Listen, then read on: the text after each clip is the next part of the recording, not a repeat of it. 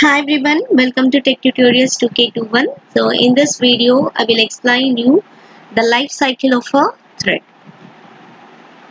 So the thread will consisting 5 different states in their life cycle. The first state is a new state, and the second state is ready state, and the third state is running state, and after that waiting and then terminated. So these are 5 states that is available in your life cycle of thread.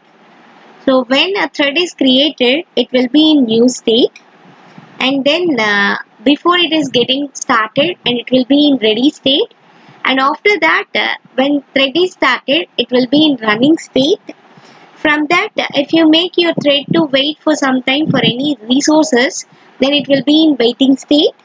In that waiting state, again it will be coming to ready, and then it is in running state, and after completion of that, the thread is going to be terminated. So this entire life cycle can be implemented by using different methods like run method, start method, sleep method, wait method, stop method, and all these methods are used in the life cycle of a thread. So here I'll demonstrate this particular thing with a simple example.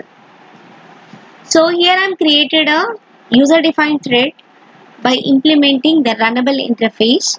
So in this run method, so simply I'm making my thread to sleep mode for 1500 milliseconds. If it leaves any exception, then it will raise an exception from the stack and it will print that exception. And it will otherwise it will print a statement like state of thread 1 while it is called in join method on thread 2. So this test.thread1.getState will give you the state of thread 1, right? And after that I'll make thread onto sleep mode for 200 milliseconds. So this is my user defined thread.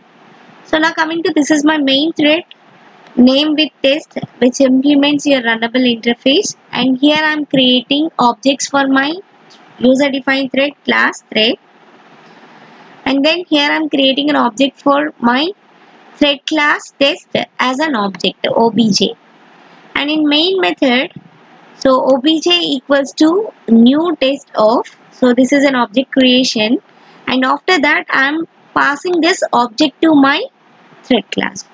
So here thread 1 is an object which I created for thread class.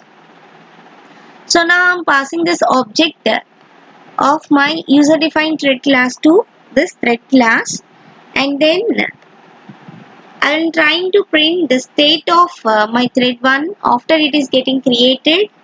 So it simply show like new state, and after it is started, then it will give you a state as runnable state before because our thread is started, then it is going to be in runnable state.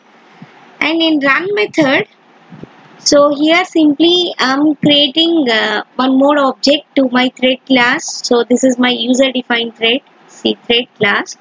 So here I'm creating the object as my thread, and then thread, here this is my another object which I created to my thread class, and new thread of I'm passing the object of my thread class. So here I'm given a state of my thread 2 after it is created. So before it is started, it will give a state as new, and after that it will give a state as runnable,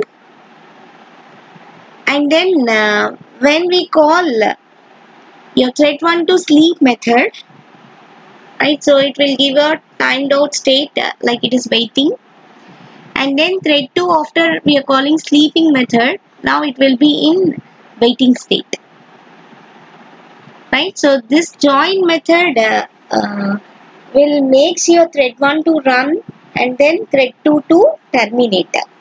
So after this join method, so it is going to give a state as terminated.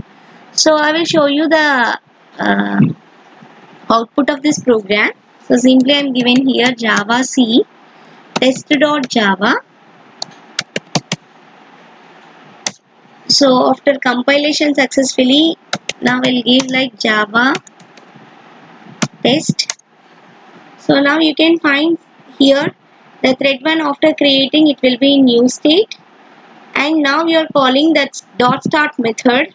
Now it will be in runnable state, and after that the thread 2 is created. So now the thread 2 is in new state, and after calling the start method on thread 2 it will be in runnable state. And now thread 2 after calling sleep method it will be in waiting state, right? And after that thread 1 will call as a join method.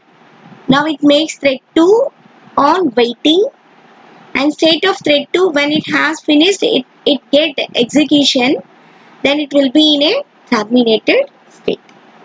So this is an output